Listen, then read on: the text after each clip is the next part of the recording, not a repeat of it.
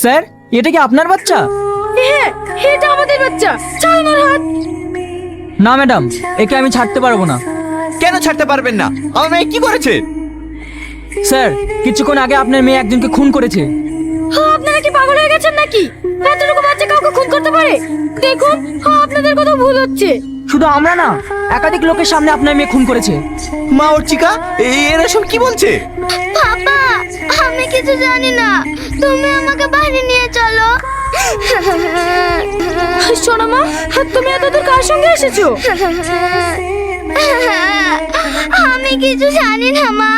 আমি আপনার কাছে অনুরোধ করছি, আমার মেয়েকে ছেড়ে দেন, তারপর আমি দেখছি এর কি রহস্য। সরি স্যার, আপনার মেয়েকে আমরা ছাড়তে পারবো না। কাল কোর্ট থেকে আপনি জামিন করে নিয়ে যাবেন। এই চলো। তোমরা আমাকে বাড়ি নিয়ে চলো। ছাড়ো আমার হাত, ছাড়ো। অর্চিকা।